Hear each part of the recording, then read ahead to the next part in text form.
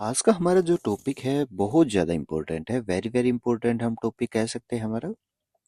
ठीक है, तो टॉपिक का नाम है electric field intensity on the equatorial line of electric dipole. Last video के अंदर भी हमने वेरी इंपॉर्टेंट टॉपिक पढ़ा था, वहां पे हमने पढ़ा था एक्सियल लाइन। ठीक है, एक्सियल लाइन। तो दो हमारे इंपॉर्टेंट टॉपिक है इस पार्ट से, इलेक्ट्रिक फील्ड से। First is electric field at axial line due to electric dipole and electric field intensity on equatorial line due to electric dipole। तो एक्सियल लाइन के बजाय आज हम करेंगे इक्वेटोरियल लाइन। तो इक्वेटोरियल का मतलब क्या है? एक ऐसी लाइन जो हमारे एक्सिस के परपेंडिकुलर हो।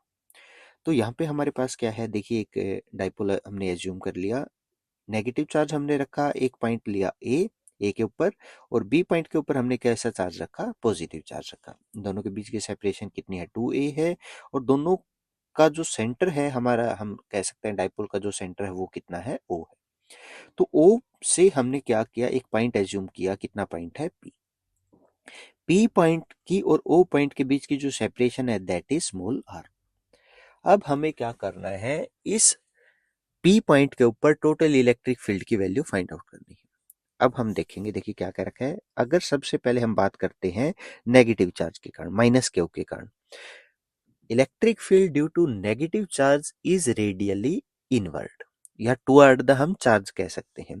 तो नेगेटिव चार्ज के कारण जो इलेक्ट्रिक फील्ड प्रोड्यूस होगी वो किस साइड होगी? Toward the charge.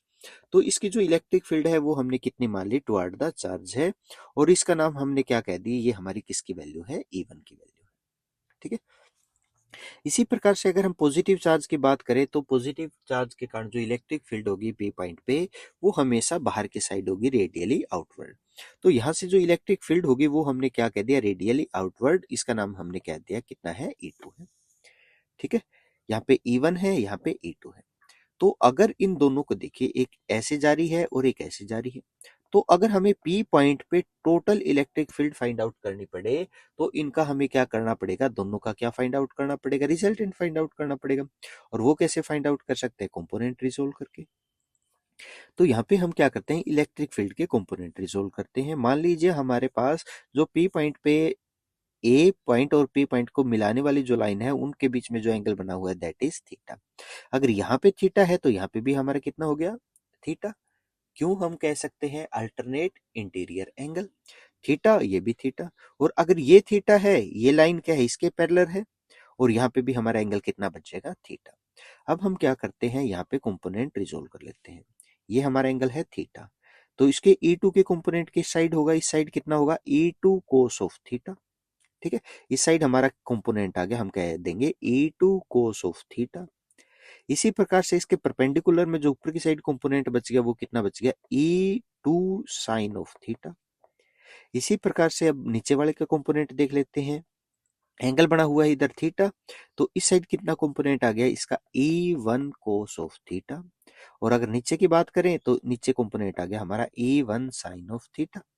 ठीक है, अगर E की इलेक्ट्रिक फील्ड की वैल्यू फाइंड आउट करें तो इलेक्ट्रिक फील्ड का फार्मूला है हमारे पास E is equal to K Q by R square. R square का मतलब दोनों पॉइंट के बीच की डिस्टेंस। और अगर हम यहाँ पे ए पॉइंट से पी पॉइंट के बीच की डिस्टेंस देखें तो कैसे फाइंड आउट कर सकते हैं? टोटल डिस्टेंस थी हमारी 2a, अगर इसका मिड पॉइंट देखें तो कितना बच गया? ए। यहाँ से यहाँ तक की डिस्टेंस कितनी है? पी पॉइंट से लगा के ओ पॉइंट के बीच की डिस्टेंस है आर। तो हमारी यहाँ पे क्या बन गई? एक राइट एंगल ट्रायंगल बन गई। तो हम यहाँ पे क्या कह सकते हैं? ए पी का स्क्वायर किसके बराबर होगा? ए पी का स्क्वायर किसके बराबर होगा? आर के स्क्वायर प्लस ए का स्क्वायर, हम कह सकते हैं। ए पी का मतलब दोनों के बीच की सेपरेशन। इसी प्रकार से बीपी भी, बीपी का स्क्वायर भी सेम ही रहेगा। ठीक है, एपी का स्क्वायर या बीपी का स्क्वायर हमारे दोनों क्या रहेंगे? सेम रहेंगे। तो अब हमने क्या किया? E1 की अगर हमें वैल्यू फाइंड आउट करनी है तो E1 की जो वैल्यू होगी वो किसके बराबर होगी? अगर हम E1 की बात करें, E1 की वैल्यू किसके बराबर होगी? के क्यू चार्ज और बाय में सेपरेशन। सेपरेशन कितनी है हमारी? ए पी का स्क्वायर। इसी प्रकार से E2 की अगर वैल्यू फाइंड आउट करेंगे क्या होगा? K Q by B P का स्क्वायर। एपी की वैल्यू कितनी है? ए पी के स्क्वायर की वैल्यू और बी पी के स्क्वायर की वैल्यू दोनों की सेम है, कितनी, R square plus A square. तो अगर हम यहाँ से E1 और E2 की वैल्यू फाइंड आउट करते हैं तो हम एक चीज पाएंगे कि दोनों की वैल्यू क्या है, सेम है, और साथ में एंगल भी सेम है, तो इनके जो साइन कंपोनेंट है वो भी क्या कहेंगे, हम दोनों के कंपोनेंट सेम रहेंगे। तो यहाँ से हम एक चीज फाइंड आउट करते हैं, एक चीज हमें यहाँ से पता चली कि जो वर्टिकल कंपोनेंट है, ठीक है, वो दोनों क्या है, सेम है, बट दोनों अपोजिट डायरेक्शन में है। तो वो क्या करेंगे, दोनों एक दूसरे को कैंसिल आउट कर देंगे। तो हमारे पास total electric field at point P only किस कंपोनेंट के कारण होगी, कोस कंपोनेंट के कारण। तो हम क्या कह सकते हैं, electric field at point P is due to, किस कारण से होगी, कोस कंपोनेंट, ठीक है। और कोस कंपोनेंट की अगर हमें वैल्यू फाइंड आउट करनी है तो हम क्या करेंगे, दोनों की हमें E1 E2 की वैल्यू पता है, तो टोटल जो इलेक्ट्रिक फील्ड होगी यहाँ पे बचेगी हमारी E1 cos theta plus E2 cos theta. E1 E2 दोनों सेम है, तो दोनों को हम क्या कर सकते हैं, E1 की जगह E2 लिख सकते हैं या E2 की जगह E1 लिख सकते हैं। तो हमारी जो टोटल इलेक्ट्रिक फील्ड है वो कितनी बच गई, E is equal to 2E1 cos theta. और E1 की हमने वैल्यू मान रखी है, अभी अभी फाइंड आउट की है, कितनी थी, E1 की हमारी वैल्यू थी K Q by R square, R का मतलब दोनों के बीच की सेपरेशन, और सेपरेशन थी R square plus A square, क्योंकि के की जगह हम 1/4 पाई एप्सिलॉन नॉट भी लिख सकते हैं। तो साथ में हमारा क्या आ गया, साथ में बच गया कोस ऑफ थीटा, ठीक है। अब हम क्या करते हैं, इस ट्रायंगल के अंदर जो हमारी पहले वाले ट्रायंगल थे, उस ट्रायंगल के अंदर हमें किस चीज की वैल्यू फाइंड आउट करनी है, कोस थीटा की वैल्यू फाइंड आउट करनी है। फाइंड आउट करते हैं, किसके बराबर होगी, देखिए हमारे पास क्या है, ट्रायंगल थी कुछ इस प्रकार से, सेपरेशन थी आर, ये सेपरेशन थी ए, अगर इसकी बात करें तो ये हमारी सेपरेशन थी R square plus A square, यहाँ पे हमारा एंगल था थीटा। और अगर हमें इस ट्रायंगल के अंदर कोस थीटा की वैल्यू फाइंड आउट करनी पड़े तो कोस थीटा किसके बराबर होता है, बी बेस बाय हाइपोटेन्यूज। इस ट्रायंगल का बेस क्या होगा, ए, हाइपोटेन्यूज कितना होगा, root A square plus R square. तो कोस थीटा की जगह हमने क्या है, वैल्यू पुट कर दी A by R square plus A square पूरे का रूट। तो नीचे अगर हम पावर देखें तो ये क्या है, R square plus A square है, यहाँ पे भी R square plus A square है, यहाँ पे पावर कितनी है 1, यहाँ पे कितनी है 1/2।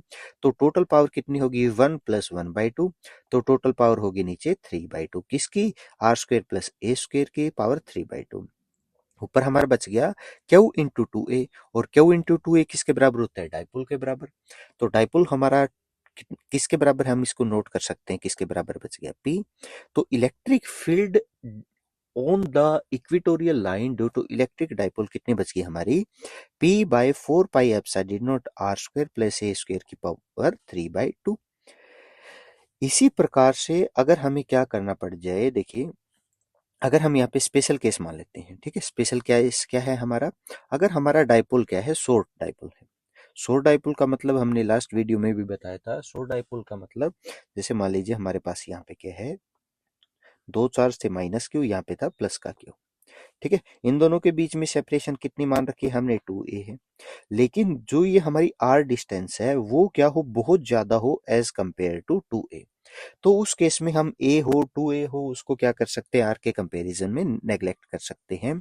तो अगर यहाँ पे नेग्लेक्ट कर देंगे तो हमारी जो वैल्यू बचेगी सिंप्लीफाई करने के बाद वो कितना बचेगा, a की वैल्यू किसके बराबर बचेगी, P/4 pi epsilon naught r power 3, ठीक है। एक्सियल के केस में हमारा कितना बचा था, सेम शॉर्ट डाइपोल के केस में E is equal to 2p/4 pi epsilon naught r power 3, ये था एक्सियल के केस में, ये है इक्वेटोरियल के केस में, ठीक है। शॉर्ट डाइपोल के केस में की बात कर रहे हैं। अगर हम क्या करें यहाँ पे E axial by E equatorial करें तो दोनों में देखिए किस चीज का सेपरेशन है, मतलब किस चीज का डिफरेंस है, बाकी सारी वैल्यू सेम है, बस यहाँ पे डिफरेंस किसका आ गया, P का, सॉरी 2 का आ गया।